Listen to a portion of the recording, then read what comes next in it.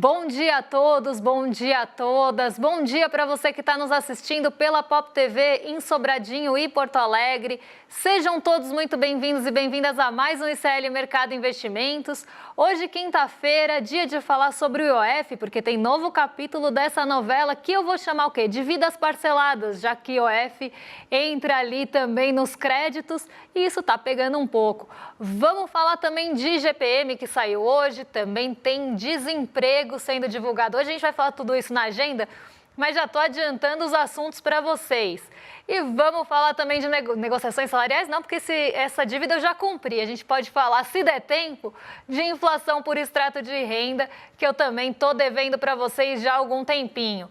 Antes de tudo isso, para não perder tempo e eu conseguir chegar ali no fim do roteiro, vamos começar pela agenda? Vamos passar pelos principais indicadores, porque a agenda hoje está cheia e está cheia de gente falando. Então vamos lá, porque ela começou cedinho aqui no Brasil. 8 horas da manhã, saiu o IGPM de maio, esse dado a gente vai trazer para vocês, mas também saiu a sondagem dos serviços e do comércio, que depois que saírem todas as confianças, todas as sondagens, a gente faz um apanhadão e já traz todas de uma vez. Então hoje saiu comércio e serviços, mas já adianto para vocês que várias das confianças já tiveram mostrando aí sinais de vida, já mostraram sinais de vida e tiveram um pouquinho de melhora nesse mês de maio. Saiu nota de crédito do Banco Central, saiu um dado bem importante na nota de crédito, eu vou trazer para vocês amanhã, porque hoje não ia dar tempo. Olha como está extensa a nossa agenda, então amanhã eu vou trazer detalhes, porque parece que aquele crédito que estava sendo esperado mais barato ali com a garantia do FGTS não aconteceu bem assim. Então a gente vai trazer esses dados para vocês amanhã. 9 horas saiu a PNAD contínua com a taxa de desemprego de abril. E a gente teve o PIB dos Estados Unidos, 9h30 da manhã, primeiro trimestre, segunda leitura aqui. Então, já uma leitura não tão prévia assim dos Estados Unidos, do crescimento lá. Temos núcleo e índice de preços de gasto com consumo, o PCI. Esse dado o Banco Central dos Estados Unidos adora. Só que esse PCI, né, esse índice de gastos com consumo pessoal, é o trimestral. O que o Banco Central mais olha é aquele PCI, ou o índice de gastos com consumo mensal que sai amanhã. Mas esse já dá também ali uma primeira noção, ali uma primeira ideia de como é que estão caminhando os preços. E o Banco Central dos Estados Unidos olha essa métrica bem de perto. Por lá a gente tem também pedidos de auxílio-desemprego, semana até o 24 de maio.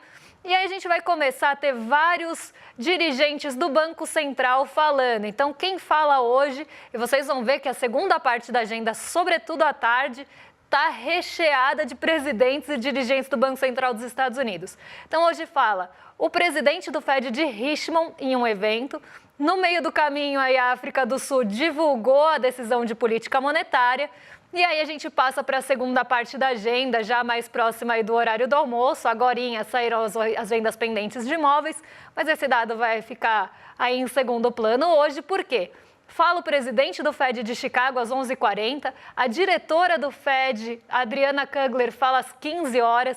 A gente tem a presidente do Banco da Inglaterra, o presidente aqui no caso do Banco da Inglaterra, o Andrew Bailey, participando também de um jantar, de um evento.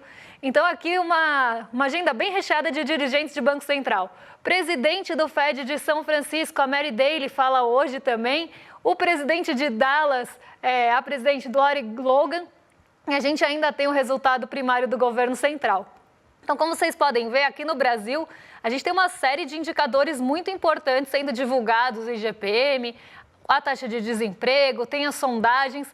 Nos Estados Unidos, tem, claro, a leitura do PIB, a atualização dessa leitura, mas depois disso, vários dirigentes do Banco Central vão falar. Isso deve ganhar um pouco mais de relevância, porque ontem saiu a ata da última decisão de política monetária dos Estados Unidos e ela mostrou bastante incerteza em relação ao mercado de trabalho e bastante certeza em relação à inflação.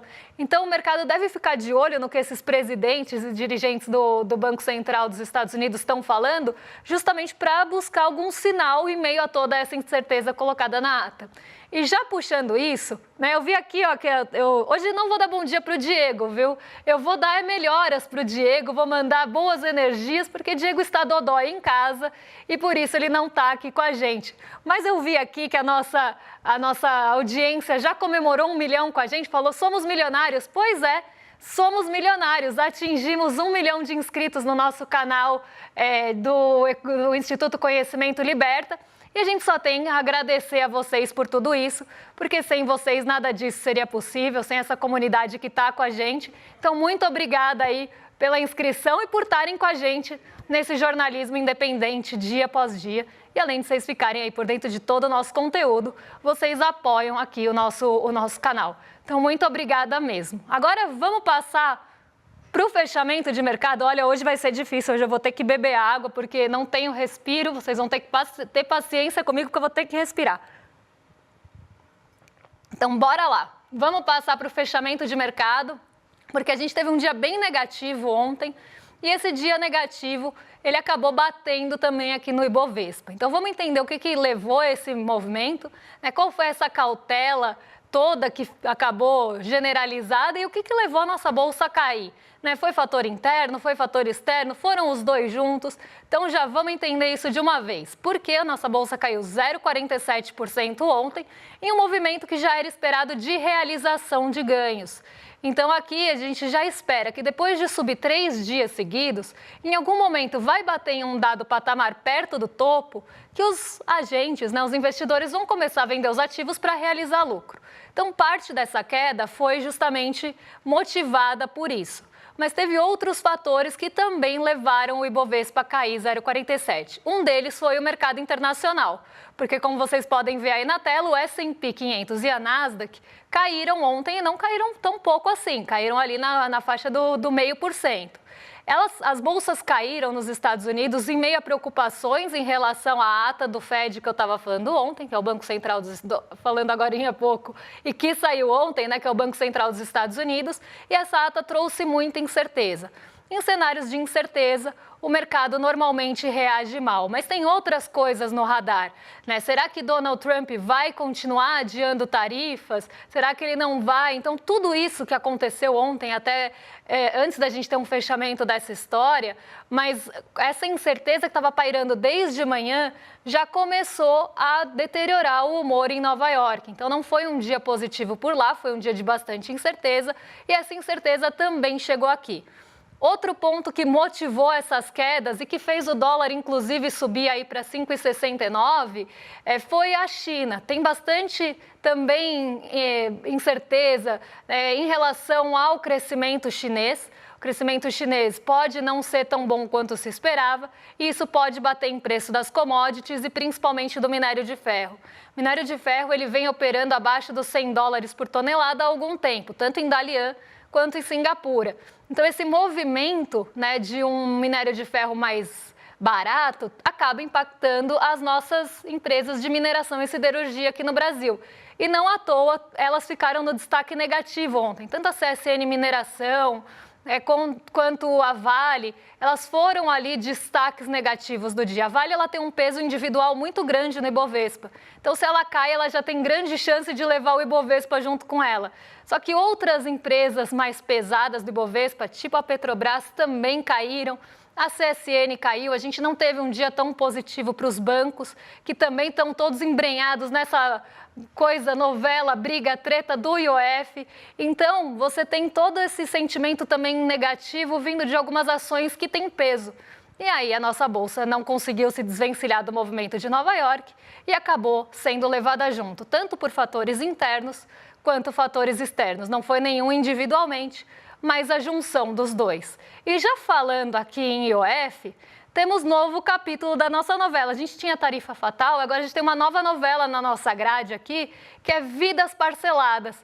Vidas parceladas porque IOF incide em crédito também, e é importante você saber disso, embora as mudanças não tenham pegado a pessoa física, na jurídica ela pegou e ela acaba até tendo um peso maior, né? Se a gente pensar no IOF mais alto, ele acaba já deixando o crédito mais restritivo e tendo um peso maior para empresas menores, de menor porte. Então isso também gera uma preocupação, né? E aí a gente tem o IOF sob ameaça.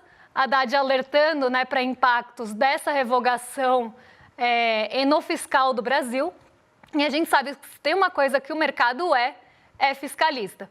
Então, se tem qualquer incerteza em relação ao fiscal, à arrecadação que pode diminuir, possíveis contingenciamentos que podem aumentar por conta do IOF, obviamente o mercado não ia reagir bem. E isso também contribuiu para o movimento que a gente viu de ontem. Então, não ia entrar tanto nos detalhes, porque a gente já ia falar de IOF agora.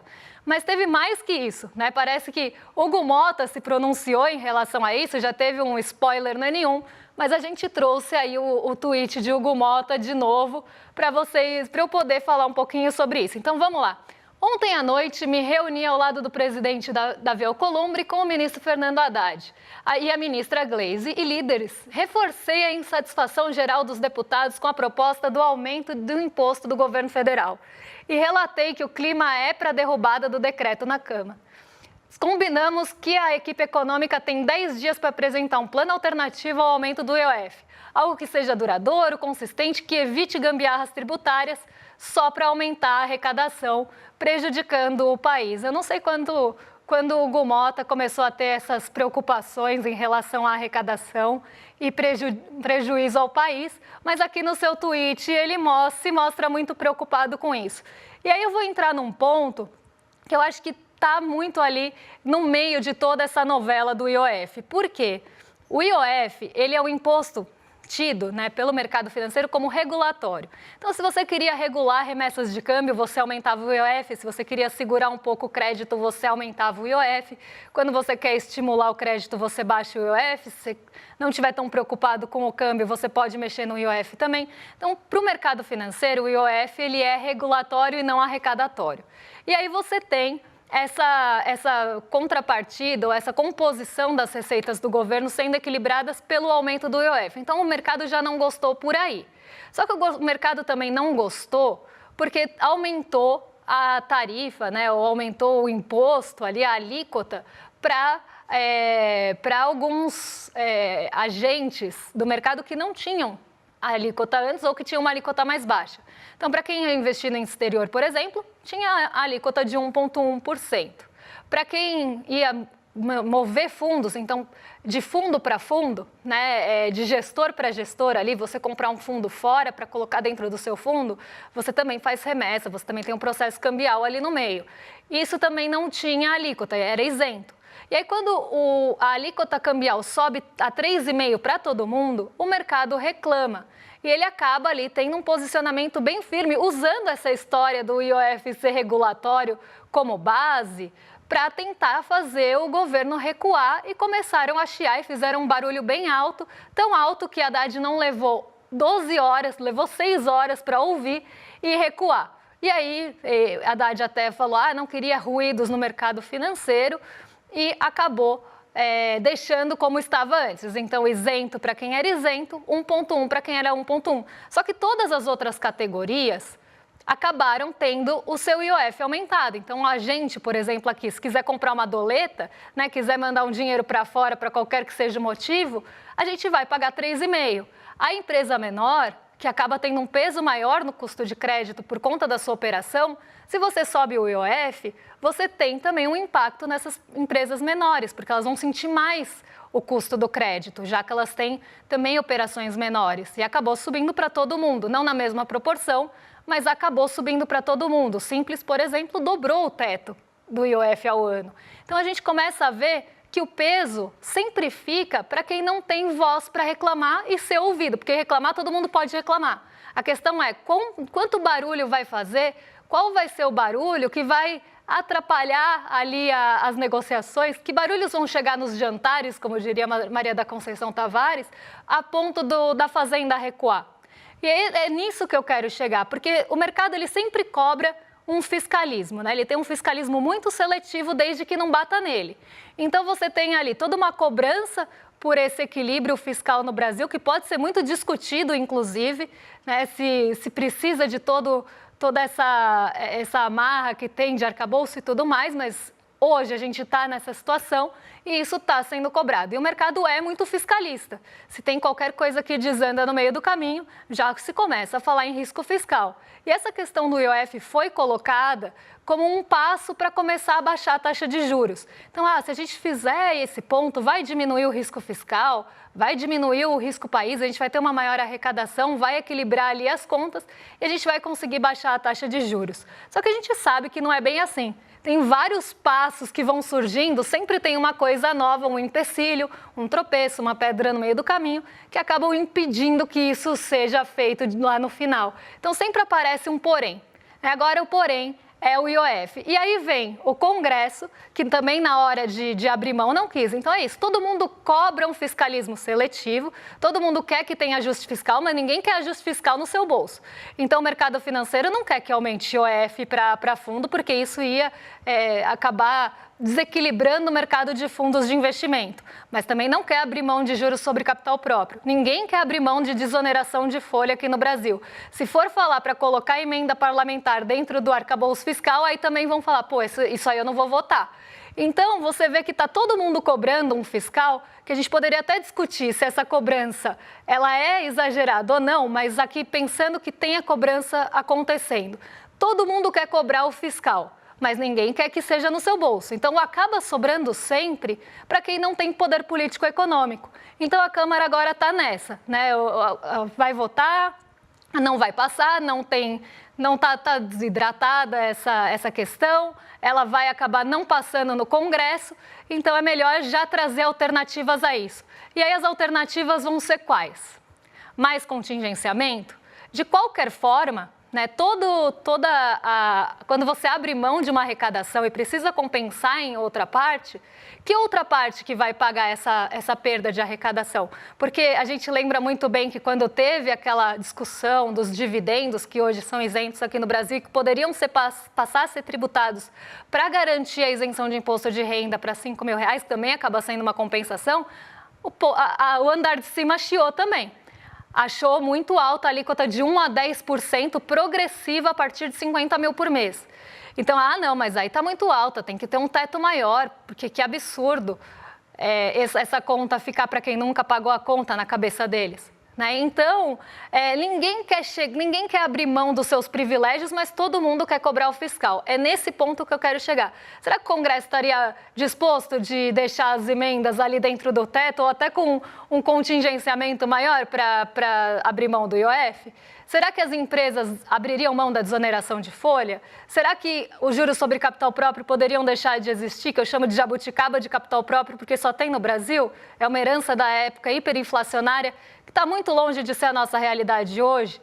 Deixou de ter sentido, mas virou uma forma ali tributária de você pagar menos imposto e usar isso como despesa? Será que alguém está disposto de abrir mão disso? Será que alguém está disposto de mexer em qualquer coisa que não seja no lombo do trabalhador? Porque é muito fácil você deixar o IOF depois para as pequenas empresas pagarem, para as pessoas físicas que fazem remessa de câmbio pagarem, né? Então é muito fácil, apesar do VGBL ter um limite ali 50 mil isento, e aí quem que vai colocar mais 50 mil na Previdência também é uma discussão, mas a grande parte da arrecadação, né, vai vir dessas pequenas remessas, vai vir das empresas que pegam crédito, e a gente já tem um crédito muito restritivo aqui no Brasil por conta dos juros.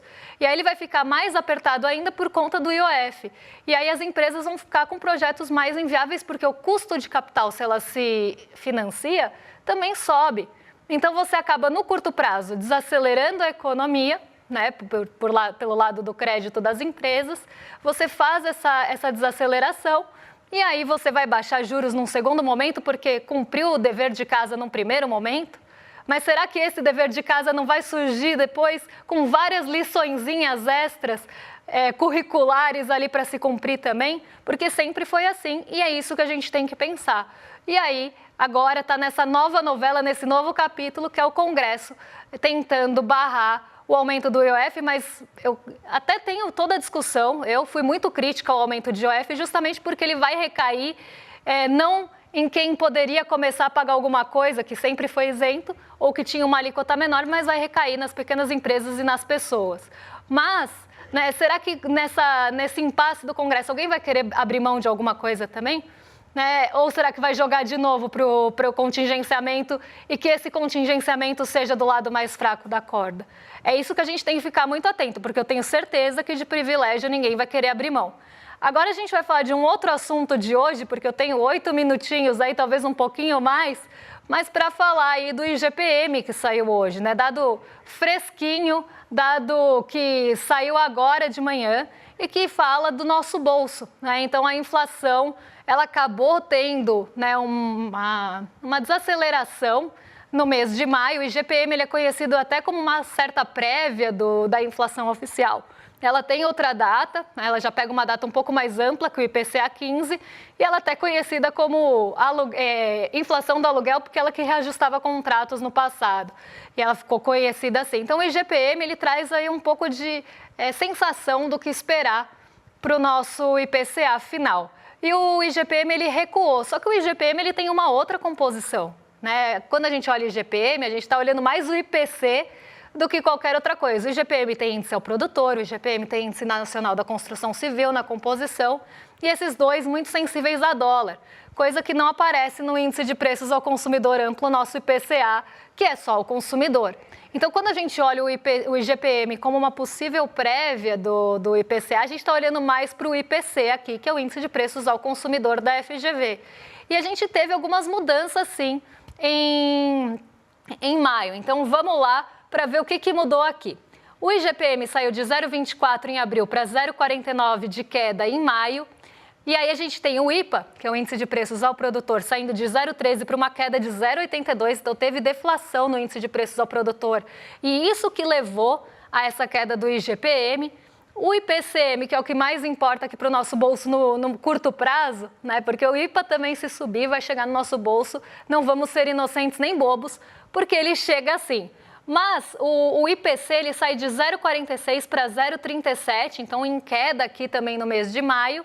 E o INCC da construção civil sai de 0,59 para 0,26, também desacelerando, mas ainda em alta. E quando a gente olha os 12 meses, a gente vê essa desaceleração começando a acontecer, tanto no IGPM quanto nos seus componentes. Então a gente teve queda nos 12 meses, também do IGPM cheio, do IPA, do IPC e do INCC, só que em menores proporções entre cada um deles, porque justamente a gente teve uma queda muito maior no IPA-M do que no IPCM, né? Então, obviamente, quando a gente vai olhar os 12 meses, todos tiveram desaceleração também, mas a desaceleração maior não aconteceu no IPC ou no INCC. Mas vamos ver o que importa, vamos ver que itens que puxaram ou não essa desaceleração, como é que foi a variação desses itens no mês agora de maio, porque a gente tem de novo aqui até alguns pontos que já tinham aparecido no IPCA 15 e que começam a acender alerta, porque muito provavelmente vão aparecer também no IPCA, tá? Então aqui o melhor direcionador que a gente tem, o melhor condutor do IPCA é o IPCM. Então vamos lá, tarifa de energia elétrica, né, ou eletricidade residencial, subiu 2,47 no IGPM. Então, assim como no IPCA 15 teve alta da energia elétrica, e isso deve aparecer também no IPCA. A batata inglesa, que já tinha aparecido, é a volta dos tubérculos, né, porque ela já está aparecendo há algum tempo aqui, também voltou a subir, mas para quem lembra do IPCA 15, a gente ainda não tem um acumulado em 12 meses. Isso mostra também um comportamento sazonal aí de alguns itens, como o tomate e a batata, né? Então, quando a gente tem um item que sobe muito em alguns períodos, mas quando a gente olha o acumulado em 12 meses, ele não está em alta, isso quer dizer que podem ser efeitos pontuais daquele item, e agora é a vez da batata inglesa virar colar. O café em pó continuou subindo até mais do que o IPCA 15, e até outro dia na redação eu estava falando sobre isso, dando péssimas notícias, que o café em pó não deve arrefecer tão cedo. Então, assim, né, a nossa... Gente, essa tarde aí é do É isso aí, ó, porque era isso que eu ia falar. As nossas fontes de energia, aquela lá da inflação por extrato de renda. As nossas fontes de energia, elas estão muito caras, a gente não pode nem tomar um cafezinho para acordar direito. E a nossa tarifa de eletricidade, ela tá também alta. Então, que energia que a gente vai ter? Nem elétrica, nem a nossa vital aí, que é o café. Eu estava dando justamente essa má notícia de que o café deve continuar acelerando e a gente já vê uma alta maior no IPCM do que a gente tinha visto no IPCA 15, mostrando que a gente pode voltar a ter protagonismo do café em pó aqui no IPCA, com uma alta, inclusive, que pode ficar maior. E eu já tinha falado, né, que o efeito, principalmente quando a gente começa a ver o grão subir no produtor, ele leva de 12 a 15 meses para chegar no consumidor. E ele tem um efeito duradouro. Então, essa alta que a gente está vendo pode ser que ela seja da alta do preço do produtor de 12 meses atrás. E a gente sabe muito bem, e quem assiste a gente aqui também sabe, que o preço do produtor do grão de café ficou alto por muito tempo, em alta por muito tempo. A gente tem uma questão global de suprimentos aí bastante problemática, tem questão logística, tem questão climática. Então, tudo isso está fazendo o grão ao produtor ficar caro e esse efeito a gente está colhendo aqui com o perdão do trocadilho de 12 meses atrás. Então, pode esperar que o café vai continuar subindo e esse é um ponto de preocupação, porque ele já subiu mais de 90% em 12 meses. Aqui, diferente da batata, não é uma alta pontual, é uma alta que vem se estendendo. Então, não fiquem surpresos se vocês chegarem no mercado e ver lá um saquinho de café custando 40, 50 conto. Porque, infelizmente, por mais que a gente seja um grande produtor de café, um dos maiores do mundo, a gente sabe que esse café é voltado para exportação. Pouco que fica aqui é de baixa qualidade e muito voltado para a exportação também fica ali à mercê de todas essas questões globais, porque vai valer muito mais a pena vender para fora do que aqui dentro. Então, a gente está sofrendo com o café e eu acho um absurdo o brasileiro começar a tomar tipo café ou ter ali, né, alguma substituição do café, sendo que a gente produz café, a gente devia ter o consumo do café aqui dentro, mas a gente sabe que o mercado sempre vai se voltar, né, para o que é mais lucrativo. E a gente teve também algumas quedas de passagem aérea, tarifa de telefone, o tomate, né, que eu falei, tem esse efeito muito sazonal, o arroz e a gasolina, coisas que já tinham aparecido no IPCA 15, também repetindo aqui, sendo que passagem aérea tem mais peso nas medições da FGV, aqui uma curiosidade, do que do IBGE. Então, talvez também tenha esse efeito mais capturado no IPCM do que no IPCA. Mas, para a gente saber aí que caíram, então a gente já pode esperar que quando vier inflação por extrato de renda de maio, porque até agora só saiu de abril, a gente vai ter inflação menor para maiores rendas e maior para menores rendas. Agora, vamos dar recadinho aí, porque hoje tem o Império Malafaia às 8 horas da noite. Você não pode ficar de fora dessa. Então, para não ficar de fora dessa, você entra em iclmercado.com.br, já se inscreve, garante o seu ingresso, garante a sua vaga para às 8 horas da noite. Não só assistir o Império Malafaia com a Juliana Dalpiva, o Igor Melo e o Eduardo Moreira, mas também saber qual vai ser a novidade do 1 milhão de inscritos. Então, o que será que vem por aí, não só na denúncia mais explosiva do ano, nesse documentário bombástico, mas também nessa comemoração do 1 milhão de inscritos? Quer saber? iclmercado.com.br para garantir o seu ingresso. E agora vocês ficam com o rolê ICL, porque vamos dar rolê agora com também 1 milhão na conta aí, né, dos inscritos, claro, não na minha. Mas vamos lá, agora com o rolê ICL, com o William De Luca e Guga Noblar. Amanhã eu volto para trazer o que ficou de hoje, então a gente fala de desemprego, fala de inflação por extrato de renda e já traz um panorama das sondagens. Um beijão e até amanhã, pessoal. Chegou o dia. Depois de um ano de investigação e análise de mais de 30 mil páginas de documentos, a gente vai contar para você o que o Silas Malafaia tentou esconder durante vários anos sobre o patrimônio dele. Eu tô falando dos valores que ele recebeu da igreja, das viagens de jatinho e dos carros importados. O documentário Império Malafaia estreia hoje, às 8 horas da noite, aqui no canal do ICL. Don't waste my time. Na loja Sou ICL você encontra camisetas, canecas, mochilas e bonés que carregam ideias.